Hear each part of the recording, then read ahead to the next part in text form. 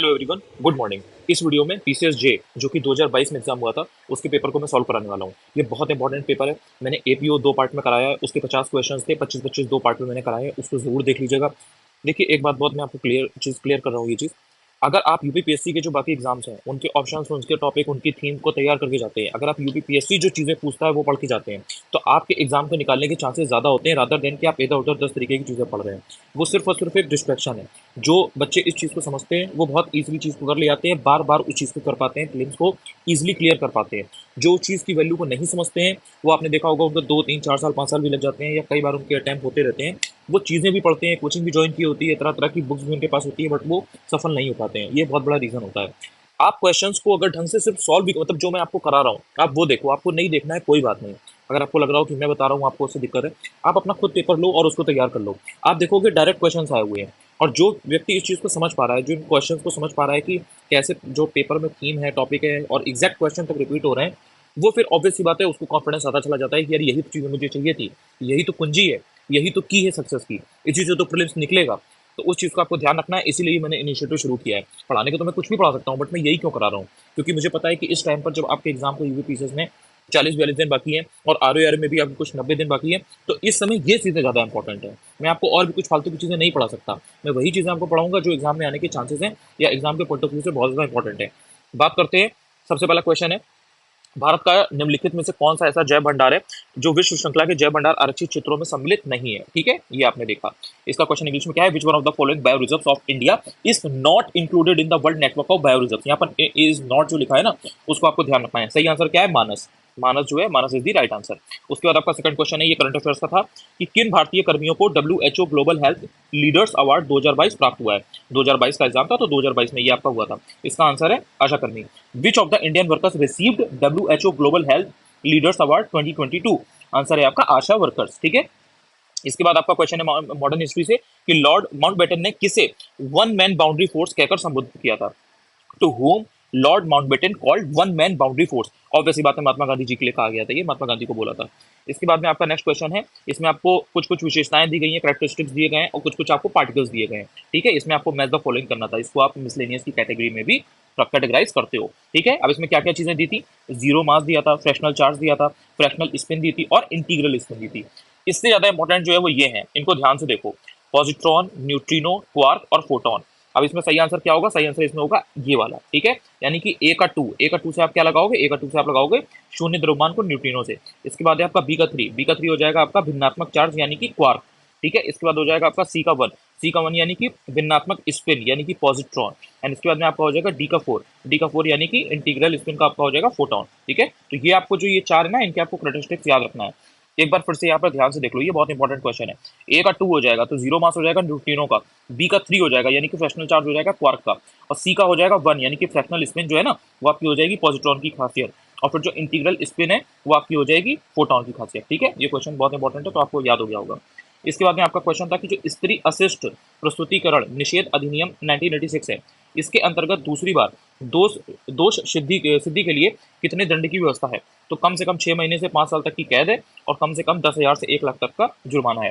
यानी कि under the indecent representation of women prohibition act 1986, how much punishment is prescribed for second conviction.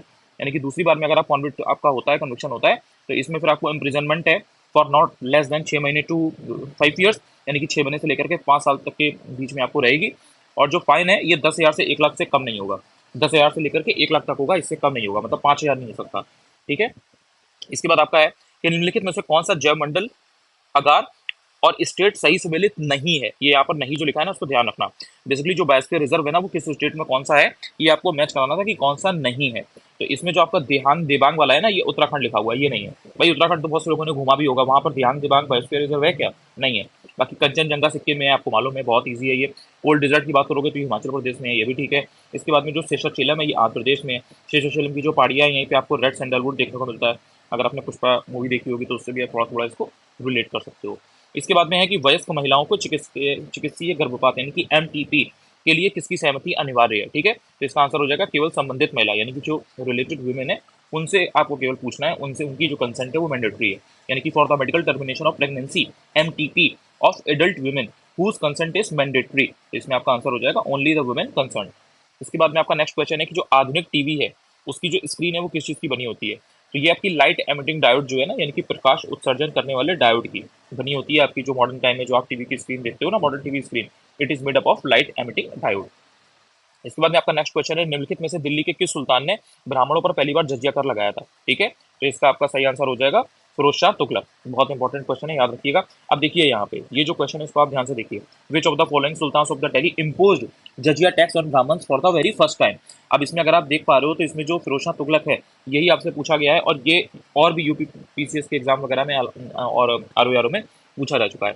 Option अगर आप बाकी देखोगे तो अलाउद्दीन खिलजी है, very important option. Ghiyasuddin Tughlaq, very important option. वो जो ऑप्शंस दे रहे हैं ना वो भी आपको इंपॉर्टेंट दे रहे हैं, वो ऐसे ही कोई अर्जी फर्जी नहीं दे रहे हैं, इसका आपको ध्यान रखना है।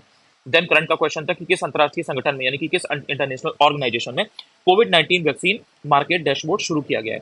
तो यूनिसेफ इसमें राइट आंसर होगा, यानी कि which international organisation has launched कोविड-19 वैक्सीन मार्केट डैशबोर्ड। तो UNICEF is the right answer. इसके बाद आपका हो जाएगा कि दिल्ली सल्तनत से रिलेटेड क्वेश्चन था, यानी कि with reference to the Delhi Saltanat which of the following statements are correct. अब इसमें आपकी दोनों स्टेटमेंट कैसे सही है ये आपको देखना है। देखो सबसे पहले देखो, Qutub Minar was dedicated to the Sufi saint Qutbuddin Bakhtiyar Kaki. भाई ठीक है, नाम से भी थोड़ा थोड़ा पता लग रहा है। ठीक है, दूसरा स्टेटमेंट है कि the tower was damaged by the lightning इन 1369। ठीक है, हो सकता है ना, मतलब इसमें कुछ ऐसा तो नहीं लग रहा है कि ऐसा नहीं हो सकता। तो हो गई थी, ठीक है, ये आपने मान लिया, दोनों के दोनों आपके सही हो गए। पहला स्टेटमेंट तो बहुत जनरल है। इसके बाद आपका सेकंड आ जाएगा, मोस्ट इंपॉर्टेंट क्वेश्चन है, और ये ल्यूसेंट में डायरेक्ट दिया होता है, इसीलिए मैं कहता हूँ कि ल्यूसेंट वगैरह को आप पढ़ते रहिए। पढ़ेंगे तो इस टाइप के क्वेश्चन आपके कभी गलत नहीं होंगे। जो लोग इस चीज़ को इग्नोर करते हैं वो फिर उसका जो हार में वो उनको भुगतना पड़ता है। ध्यान से देखो, विच of the following curve represents, ठीक है, represents the relationship between tax rates and government revenue. यानी कि tax rates and government revenue के बीच में जो रिलेशनशिप है उसको कौन सा कर्व शो करता है। तो यहाँ पर आपका जो लेफर कर्व है ना ये शो करता है। इसमें क्या बोल रहे हैं ये कि निम्नलिखित में से कौन सा वक्र कर की दरों एंड सरकारी राजस्व के बीच में संबंध को दर्शाता है। तो लेफर वक्र इज दी आंसर, बहुत इंपॉर्टेंट है ये। इसके बाद हो जाएगा कि भारत के किस शहर में राष्ट्रीय स्तर का पहला अमृत सरोवर बनकर तैयार हुआ है। मैंने आपको बहुत पहले बता रखा है, कई बार बताता रहता हूँ वीडियोस में, कि अगर इंडिया की कोई भी चीज़ पहली है, किसी भी स्टेट की कोई चीज़ पहली है तो it becomes very very important. Bharat की पहली थी अमृत सरोवर, तो ये उत्तर प्रदेश के रामपुर में बनकर तैयार हुई थी, और ये नेशनल लेवल का जैसे ही होता है तो अपने आप में ये बहुत इंपॉर्टेंट हो जाता है। Which district of the India to have the first Amrit Sarovar completed eight national level. तो ये आपका यूपी के रामपुर में हुआ था। इसके बाद आप बात करते हो 1994 के पूर्व गर्भदान और पूर्व प्रसव निदान तकनीक अधिनियम के उद्देश्य कौन से हैं। तो इसमें ए और बी दोनों आंसर हो जाएंगे। इसका मतलब क्या है कि कन्या भ्रूण हत्या की रोकथाम करना, यानी कि आपको कन्या भ्रूण हत्या जो है ना उसको रोकना है, फीमेल फुटिसाइड को आपको रोकना है, एंड देन भारत में जो गिरता हुआ सेक्स रेशियो है उसको कंट्रोल करना है। What are the objectives of pre conception and pre natal diagnostic techniques act 1994।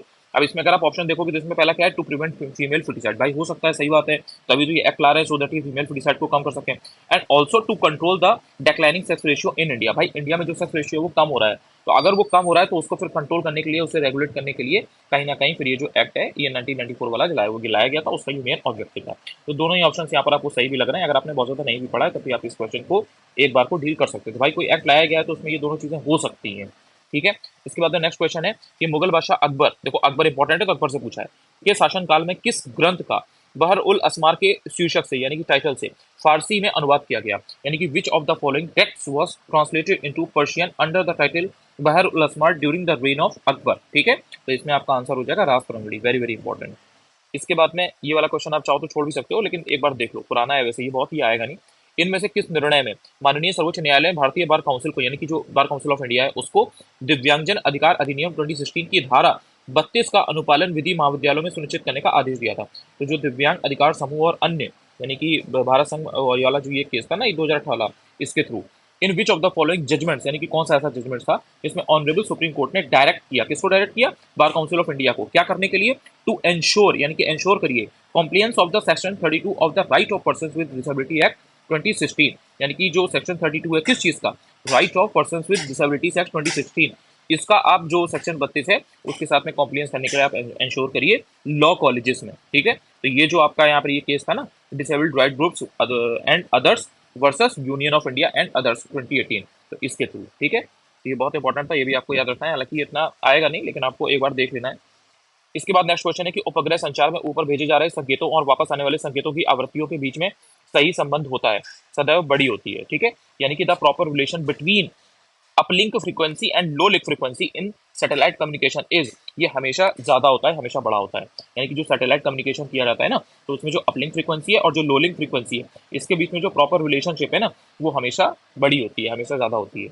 इसके बाद में आपका नेक्स्ट क्वेश्चन है, निम्नलिखित तत्वों में से कौन से सही है? जो नेचुरल गैस है वो गोंडवाना संस्तरों में पाई जाती है। अभ्रक कोडरमा में प्रचुर मात्रा में पाया जाता है।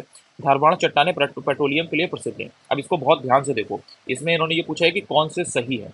नेचुरल गैस गोंडवाना संस्तरों में पाई जाती है, कहीं पढ़ा है आपने ऐसा? अच्छा, एक बात और ध्यान देना, इसमें जो ये चीजें पूछी गई है, देखो यही चीजें पूछी गई है, हर चीज नहीं पूछी जाती है।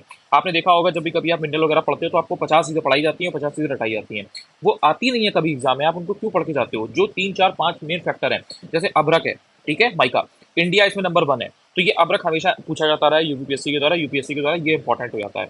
तो अब्रक जो है ना, इसके बारे में आप पढ़ कर भी जाओगे, मतलब ये इंपॉर्टेंट हुआ ना भाई, इंडिया में कोई चीज नंबर 1 है और इंडिया में बहुत ज्यादा वो मिल भी रही है, तो आपको उसको, तो उसके बारे में तो आपसे एक्सपेक्ट किया जाता है ना कि आप जानते हो। तो अब्रक जो है कोडरमा में प्रचुर मात्रा में पाया जाता है, यानी कि माइका अकर्सिन है, मंडनसिन, कोडरमा। अब ये तो आपको पता चल गया कि भाई ये सही है।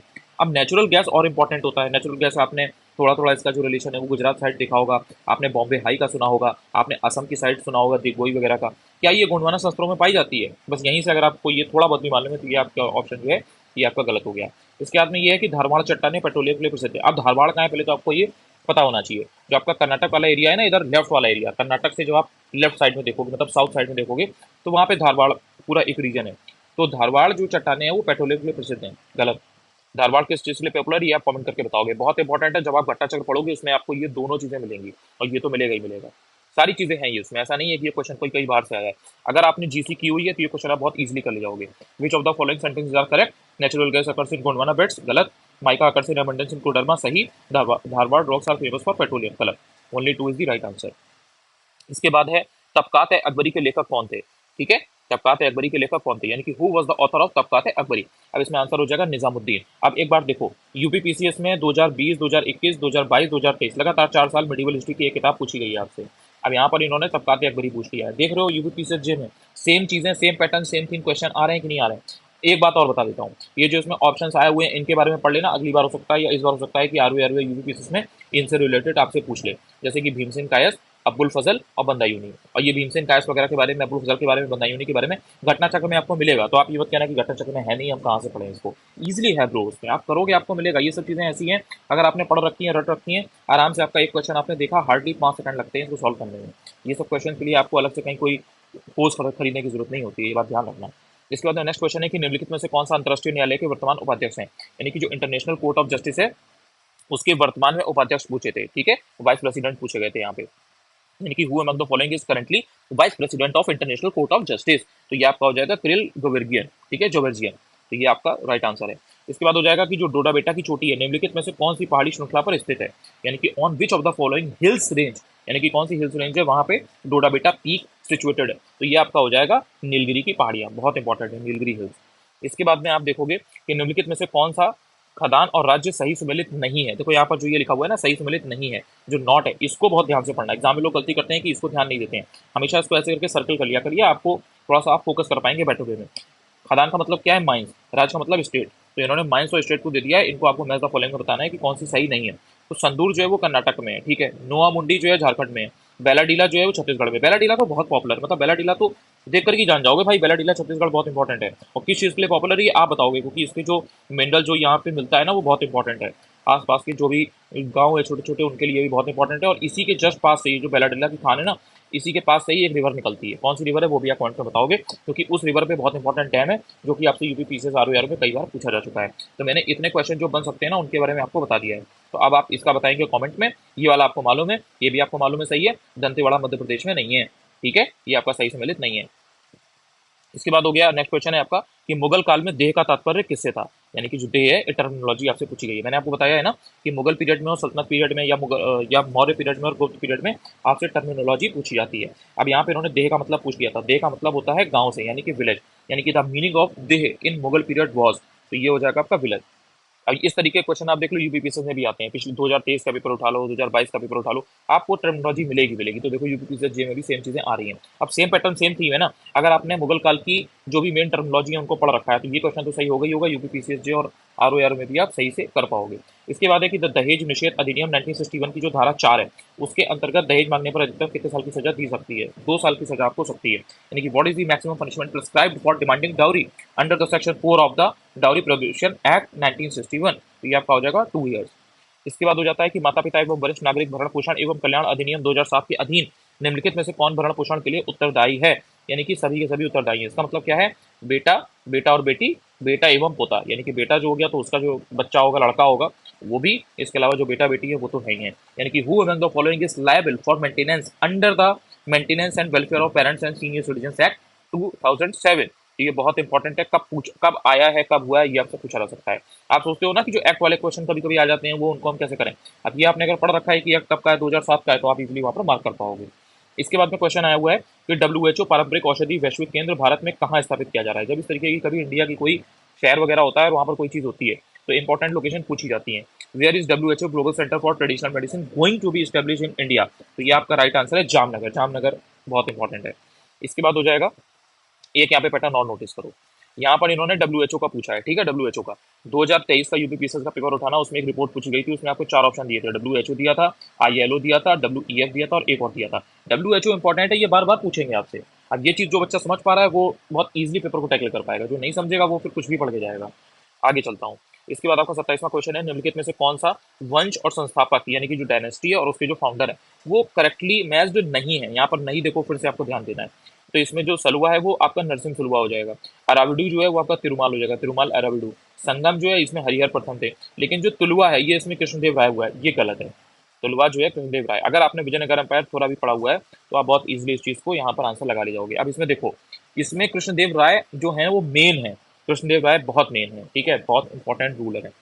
तो ये अगर आपने थोड़ा बहुत भी पढ़ रखा है तो ऑप्शन जैसे ये 4 आएंगे आप तुरंत इसको एलिमिनेट कर जाओगे कि या तो ये सही है या ये गलत है। अब जो इंपॉर्टेंट चीज़ है, बहुत मेजर मेजर चीज़ है ना, वही पूछता है। ऐसा नहीं है कि वो सारी चीज़ें पूछ रहे हैं। बहुत कोई उन्होंने छोटा जो रूलर है उसके बारे में नहीं पूछा, बहुत मेजर के बारे में उन्होंने पूछा है, ठीक है। तो इस तरह से ये जो इंपॉर्टेंट चीज़ें हैं, जो ऑप्शन है, ये आपको पढ़ के जाने हैं। इसके बाद आपका नेक्स्ट क्वेश्चन है, निम्नलिखित में से कौन सा बहुउद्देशीय परियोजना और नदी सही सुमेलित नहीं है? ठीक है। अब इसमें आपको 4 यहाँ पर इन्होंने मल्टीपर्पज प्रोजेक्ट्स दिए हुए हैं और उनकी रिवर वो जो किस रिवर पे से रिलेटेड है ये आपको बताना था कि कौन सा सही नहीं है। तो इसमें जो उकाई और बनास है ये सही नहीं है, यानी कि बनास रिवर पे उकाई वाला जो है ये गलत है, ठीक है। इसके अलावा अगर आप बात करोगे चिनाब पर, तो चिनाब पर सलाल वाला है मल्टीपर्पज प्रोजेक्ट, सही है। अगर आप बात करोगे सोन रिवर की, तो सोन से रिलेटेड जो है वो बाणसागर है। रावी की आप बात करोगे तो रावी से रिलेटेड 3 है, बट जो ये वाला है ये आपका गलत है। इसके बाद जब आप आगे चलते हो तो आप देखते हो कि विधि के अनुसार वृद्धाश्रम की स्थापना कौन कर सकता है? तो इसमें राज्य सरकार भी कर सकती है, केंद्र सरकार भी कर सकती है। Who can establish old age home according to the law? तो इसमें स्टेट गवर्नमेंट, सेंट्रल गवर्नमेंट, दोनों के दोनों कर सकते हैं, इसलिए both A and B is the right answer. इसके बाद में क्वेश्चन है कि which of the following statements are correct regarding appointment of district जजेस इन इंडिया? अब जो डिस्ट्रिक्ट जजेस इन इंडिया है उनकी आपको आर्टिकल वगैरह अगर कोई है तो वो देख लेना है। तो अपॉइंटमेंट ऑफ डिस्ट्रिक्ट जजेस इन इंडिया जो है वो उसके रिगार्डिंग आपको 2 स्टेटमेंट दिए गए थे। क्या थे इसमें? इसमें पहला था कि they are appointed by the governor of the state only, ठीक है। दूसरा क्या था?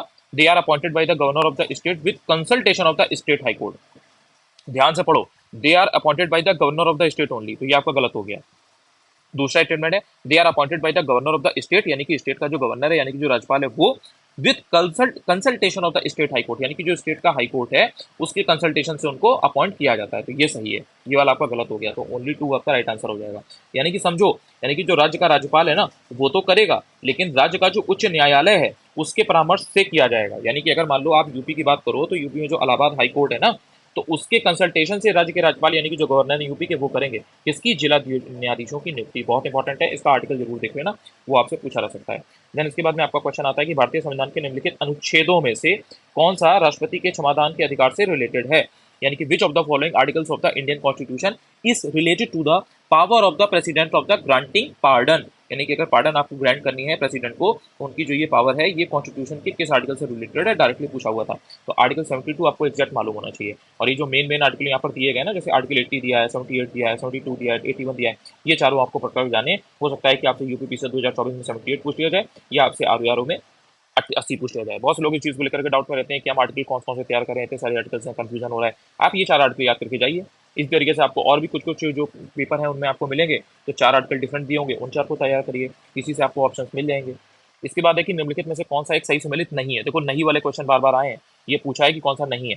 अब इसमें आपको बताना है कि जैसे ये सदका है तो सदका दान से रिलेटेड है, सही है।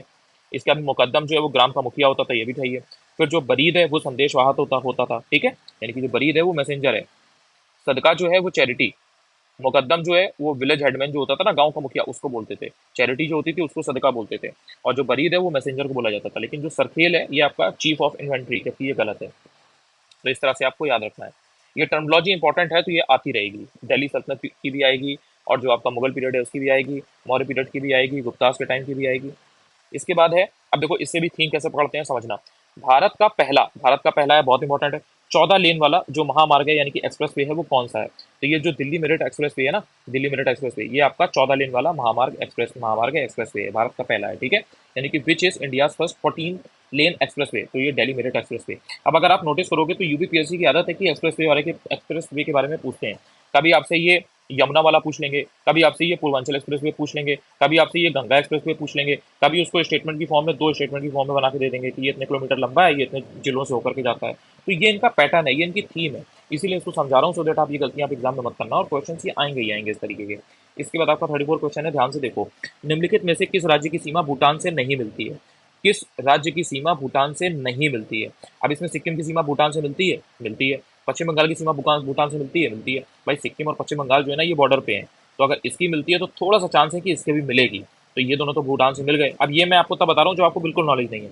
असम की सीमा भी भूटान से मिल रही है, तो फिर मेघालय जो है ना उसकी सीमा नहीं मिल रही है। तो अगर आपको, जैसे ये 4 है, अब अगर आपको ये मालूम है कि भूटान की सीमा किससे मिलती है, अगर आपको ये पता है कि मेघालय से नहीं मिलती है, तो आपने 4 ऑप्शन हटा दिया। जैसे ही आपने 4 ऑप्शन हटाया तो आपका ये वाला जो है आपके दोनों, तुरंत आपको पता चल गया कि भाई यही दोनों हो सकते हैं, इन दोनों में के अलावा नहीं हो सकता। तो आपका केवल 1 कट जाएगा, केवल 2 कट जाएगा, क्योंकि आपको पता है कि सिक्किम भी मिलती है, पश्चिम बंगाल भी मिलती है। तो ये वाले ऑप्शन हट गए। अब केवल 4 और केवल दोनों 3 4 इन दोनों में आपका ऑप्शन रह जाता है, ठीक है। तो असम की मिलती है तो असम भी कट गया, तो आपका केवल मेघालय वाला जो है वो राइट आंसर हो गया। यानी कि which of the following state doesn't share its border with Bhutan? Sikkim है, वेस्ट बंगाल है, असम है, बट मेघालय नहीं है।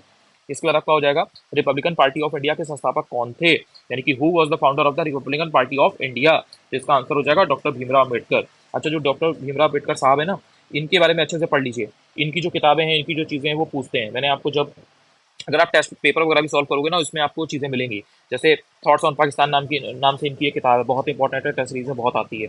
इसके अलावा भी इनकी बहुत सारी चीज़ें हैं जो लगातार पूछते रहे, इनके द्वारा जो इंस्टीट्यूशन वगैरह बनाए गए थे वो पूछते रहते हैं। तो भीमराव अम्बेडकर साहब के बारे में अगर आप पढ़ के जाएंगे तो आपको एक क्वेश्चन जनरली मिल ही जाएगा।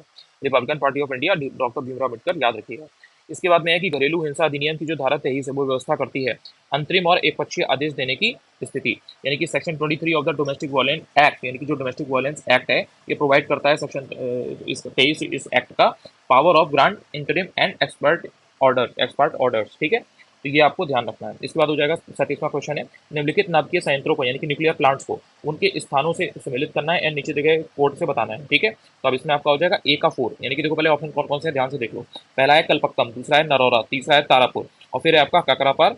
अब इसमें आप बताओ कलपक्कम कहाँ हो सकता है? कलपक्कम तमिलनाडु में हो सकता है कि नहीं? इसके बाद में काकरापार जो है ये कहाँ हो सकता है? नरौरा, आपने मतलब यूपी में अगर आप हो और आपने नरौरा नहीं सुना, ये बहुत अनलाइकली है, ठीक है। तो इसमें आपका नरौरा अगर आप जैसे ही देखोगे तो नरौरा आपका हो जाएगा यूपी में, ठीक है, बुलंदशहर के पास में। तो ये आपका यहाँ पे आपने बी का 3 लगा दिया। इसके बाद में कलपक्कम आपने बहुत बार, मतलब ये स्टेटमेंट की फॉर्म में कई बार क्वेश्चन पीवाईक्यू में आ चुका है, तो कलपक्कम आपने तुरंत लगा दिया तमिलनाडु। इसके बाद में आप देखते हो कि तारापुर जो है वो कहाँ पड़ता है, तो तारापुर आपका महाराष्ट्र में पड़ता है, ठीक है। और उसके बाद में जब आप देखते हो कि काकरापार कहाँ है, तो काकरापार आपका गुजरात में पड़ जाता है। तो ये 4 जो है ना ये आपको एकदम एग्जैक्ट याद करने हैं। अगर इसमें से आप 2-3 को भी मिला ले जाते हो, जैसे अगर आपने मान लो नरौरा है, अब नरौरा का अगर आपने मिला लिया कि नरौरा यूपी में है, तो आपको पता चल गया कि भाई जो बी के 3 वाले हैं वही हो सकते हैं, तो बी का 3 इसमें है, बी का 3 इसमें है। अब ए और सी में आप आ गए, यानी कि ए और सी में अब आप आ गए। इसके बाद में आपने ये देखा कि भाई जो कलपक्का में ही तमिलनाडु में है, तो आप जैसे ही ए के 4 पे आओगे तो आप देखते हो कि भाई ये वाला जो ऑप्शन है ना ये आपका सही आंसर हो जाएगा। ये यहाँ पर ये दिए गए हैं, ठीक है। 37 क्वेश्चन हो गया, 38 पे चलते हैं। वातावरण की अवधारणा यानी कि द कॉन्सेप्ट ऑफ एनवायरनमेंट निम्नलिखित में से किस पर निर्भर करती है, किस चीज पर निर्भर करती है? पहला है वातावरणीय अपघटन पर, वातावरण के कुल आयामों पर, रुचि में बदलाव और वैश्विकता, ठीक है। यानी कि the concept of environment is based on which of the following, यानी कि किस चीज पर बेस्ड है? पहला है environmental degradation, dimension of totality of environment, तीसरा है shift in the interest and globality. देखो ये वाला जो ऑप्शन है ये तो हो ही सकता है, ठीक है, dimensions of the totality of environment. Shift in the interest ये भी हो सकता है, ग्लोबलिटी ये भी हो सकता है। अब जो इन्वायरमेंटल डिग्रेडेशन है, भाई कॉन्सेप्ट ऑफ एनवायरनमेंट जो है ये क्या इस पे बेस्ड हो सकता है कि इन्वायरमेंट डिग्रेड कैसे होगा? भाई डायमेंशंस जो है एनवायरनमेंट की उसमें तो आ सकती हैं कि भाई उसमें कितनी कितनी डायमेंशंस हैं, तो उसके बेसिस पे उसका पूरा जो कॉन्सेप्ट है वो डिफाइन हुआ है। जो इंटरेस्ट जो है उसमें शिफ्टिंग जो हो रही है वो भी हो सकता है कहीं ना कहीं।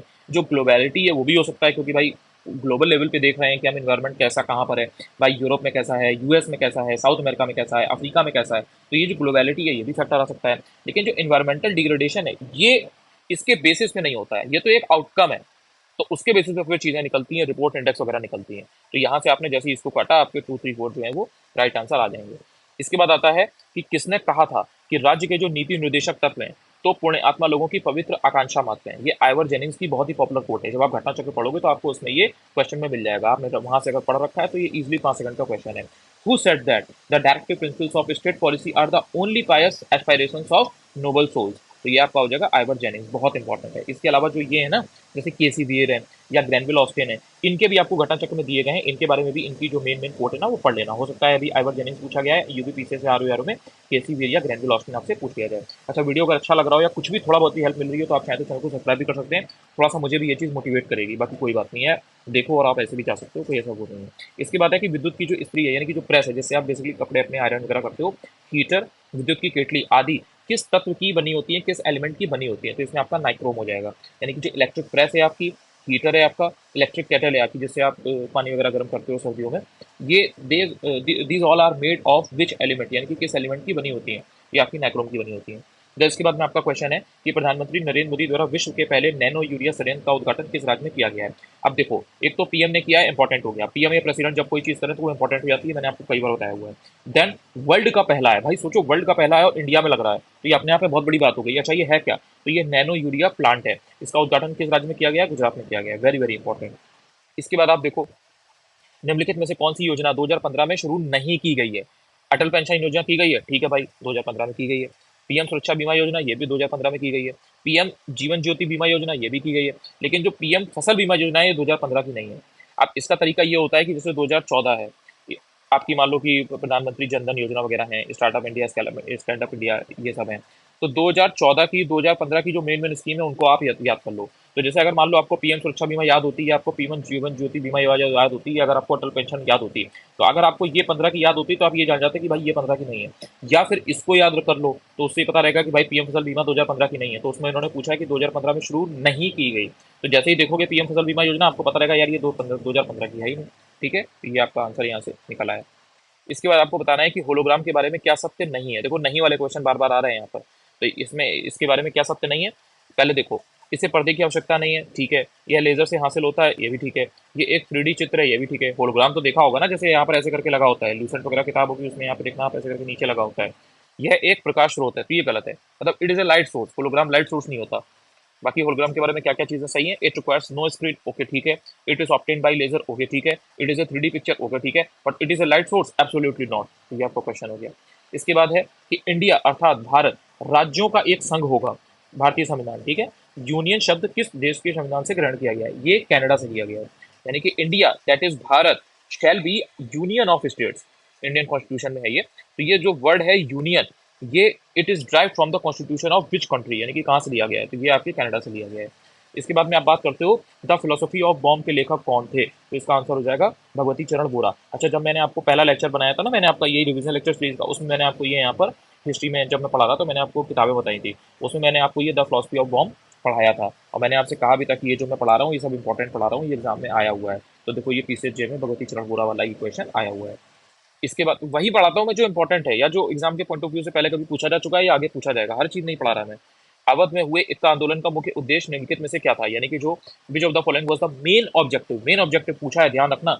इक्का मूवमेंट इन अवध, यानी कि अवध रीजन में जो इक्का मूवमेंट हुई उसका मेन ऑब्जेक्टिव पूछा है। इसका आंसर हो जाएगा, अब देखो इसमें समझो, अंग्रेजी राज का विरोध करना, ठीक है। जमींदारों के अधिकारों की रक्षा करना, ये भी ठीक है। लगान की ना अदायगी, मतलब हम लगान नहीं देंगे, ये भी ठीक है। लेकिन लगान का नगद में परिवर्तन करना, यानी कि जो लगान दिया जाता था उसको कैश में चेंज कर दिया गया था, तो उसका विरोध करने के लिए मेन जो इसका रीजन था वो यही था। बाकी अंग्रेजी राज का विरोध तो कर ही रहे हैं भाई, अगर आप कोई चीज का बाइकआउट कर रहे हो तो आप विरोध तो कर ही रहे हो, ठीक है। लेकिन ये प्राइमरी गोल नहीं था। जमींदारों के अधिकारों की रक्षा करना, ये भी ठीक है भाई। इसके अलावा लगान की ना अदायगी, लगान हम नहीं देंगे, ये भी ठीक है। लेकिन लगान का जो नगद में परिवर्तन कर दिया गया था, यानी कि conversion of taxes into cash, ये जो है सबसे बड़ा एक रीजन था जिसकी वजह से अवध में इक्का मूवमेंट हुआ था। इसके बाद में आप बात करते हो कि कौन सी ठोस अवस्था युक्ति नहीं है। तो ये जो आपकी CRT होती है ना, ये नहीं है, which is not a solid state device. तो जो CRT है ये नहीं है। अगर आप टनल डायोड की बात करोगे तो वो भी एक सॉलिड स्टेट डिवाइड है, डिवाइस है। अगर आप बात करते हो LED की तो वो भी है, FET की बात करते हो वो भी है, बट जो CRT है वो नहीं है।